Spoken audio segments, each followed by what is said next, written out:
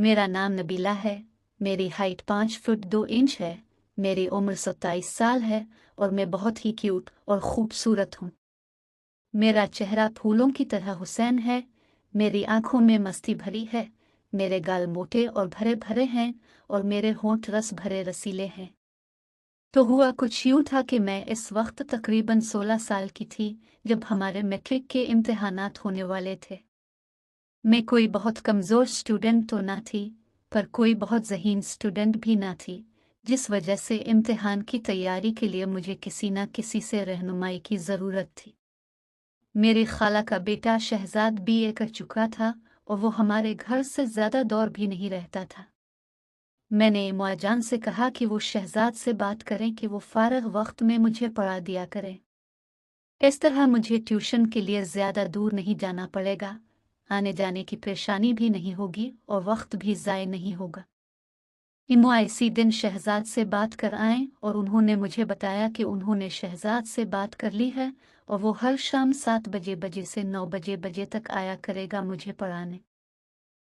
इस दिन भी ने जल्दी जल्दी तमाम काम निपटाई और अपनी किताबें लेकर ड्राइंग रूम में पढ़ने बैठ गई। तकरीबन 6:30 बजे होंगे जब शहजाद हमारे घर आए।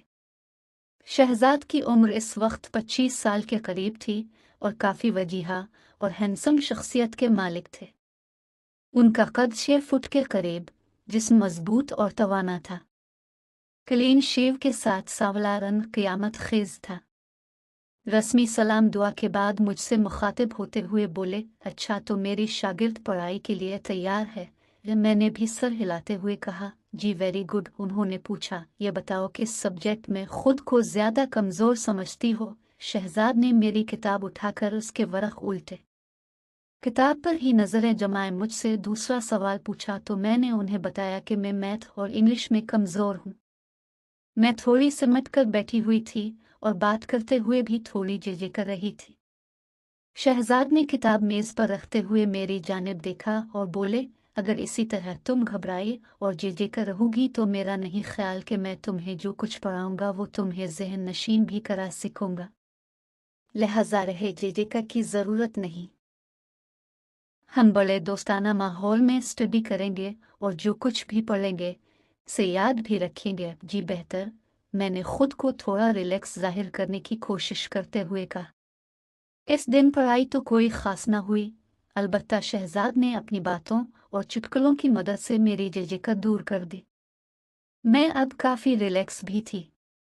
यही वजह थी कि मैं शहजाद के चुटकुलों का जवाब भी चुटकुलों की सूरत ही दे रही थी। मेरा चंचल पिन बेदार हो चुका था।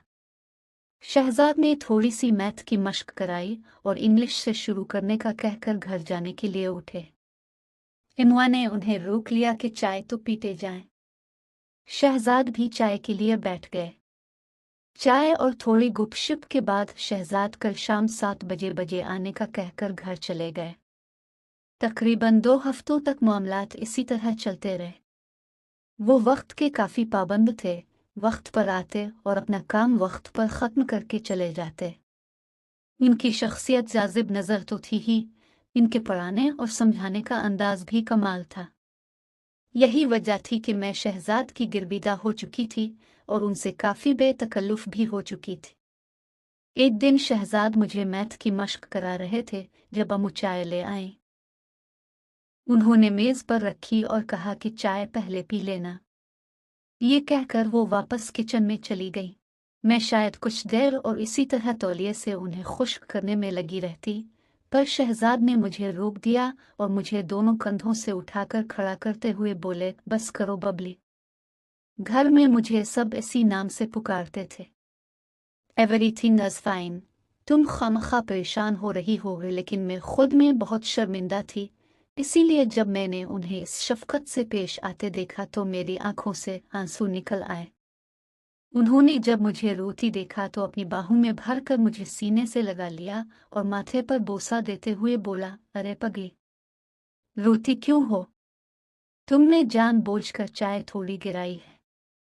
ये तो हादसाती ऐसे हुआ। उनके प्यार भरे अल्फाज सुनकर मुझे हौसला हुआ और मैंने आंसू पोंछते हुए कहा, जानती हूँ कि हादसा हुआ है, लेकिन हादसात भी तो किसी न किसी गलती का ही नतीजा होते हैं, और इस हादसे की गलती की मैं ही जिम्मेदार हूँ। शहजाद भी शायद माहौल को खुशगवार बनाना चाहते थे, इसीलिए बोला, बबली, मैं तुम्हें इजाज़त देता हूँ कि तुम ऐसे हादसात रोज़ किया करो। वो हंस रहे थे और उनकी यह मासूमाना हंसी मेरी समझ से बाहर थी। मैं भी उन्हें हंसते देखकर मुस्कुरा दी। शहजाद ने कहा, चलो वापस वहीं से शुरू करते हैं जहां पर हादसा हुआ था। ये कहते हुए उन्होंने मुझे अपनी बाहों के घेरे से आज़ाद कर दिया। मैंने वापस अपनी कुर्सी पर बैठकर किताब खोलना चाही तो शहजाद ने कहा, आज का काम खत्म, कल देखेंगे। मैं चलता हूँ क्योंकि इस हालत में मैं तुम्हें कुछ नहीं पढ़ा पाऊंगा। शहजाद अपनी किस हालत के बारे में कह रहे थे, मुझे कुछ पता ना चला। मैं तो इस दिन जब बिस्तर पर थी तो ये वाकया बार बार मेरे दिमाग में घूम रहा था, और ये सब इस वक्त तो मेरे लिए बेमानी थे, लेकिन अब इन वाकयात को सोचना अच्छा लग रहा था। और मुझे पता ही ना चला कि कब नींद ने आ घेरा और मैं नींद की गहरी वादी में गोते खाने लगी। इस रात मैंने बारहा ख्वाब में शहजाद को देखा। कभी हम किसी नदी के किनारे बैठे बातें कर रहे होते, कभी किसी पार्क के कोने में किसी बेंच पर बैठे कुछ राज़ो नियाज की बातें कर रहे होते, कभी पहाड़ों, जंगलों और सहराओं में, कभी ठाठ मारते समंदर की लहरों से खेल रहे होते।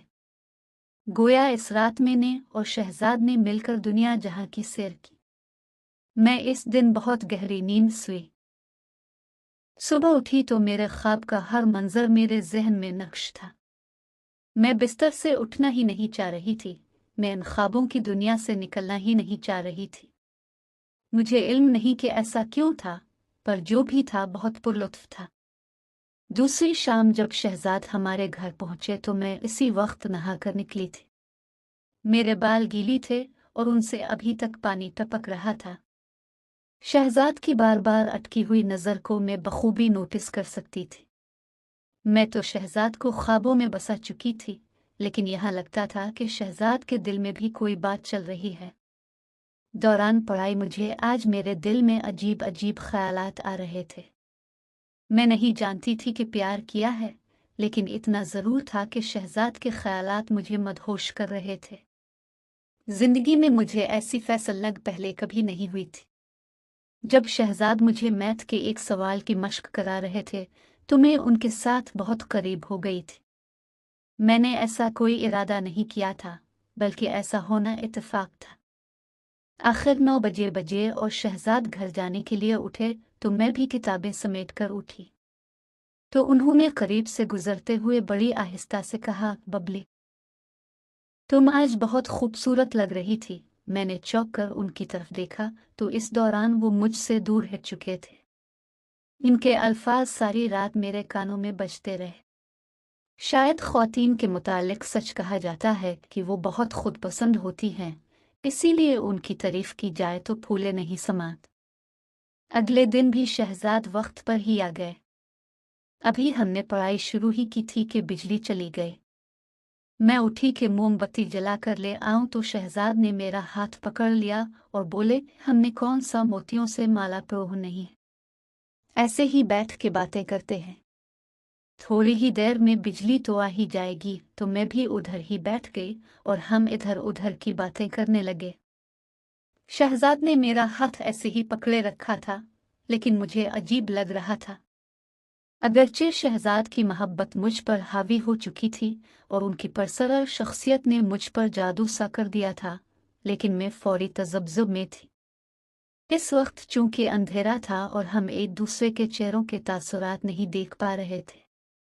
हकीकत कहूँ तो मुझे उनका हाथ अपने हाथ पर बहुत मज़ा दे रहा था, लेकिन कोई अंदरूनी खौफ था जो रोक रहा था।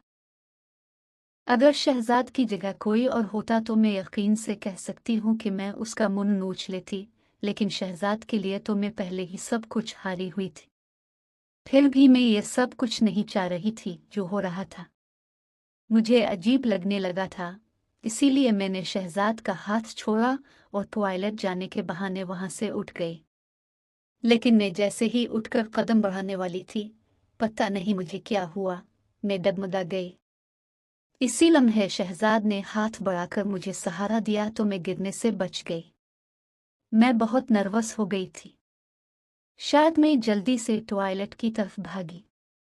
मुझे कुछ हाजत तो ना थी, अलबत्ता ठंडे पानी से मुंह पर छींटे मारे तो गर्मी का एहसास कुछ कम हुआ। मैं अभी टॉयलेट में ही थी कि बिजली आ गई।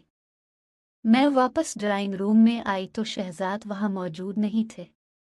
मुझे परेशानी हुई कि ऐसा क्या कि वो बताए बगैर ही चले गए। इसी वक्त अमो ड्राइंग रूम में आए तो उन्होंने बताया, कह रहा था कि इसके सर में दर्द हो रहा है और बिजली भी नहीं है, इसलिए वो घर जा रहा है। मैंने भी किताबें समेटी और अपने बेडरूम में चली आई।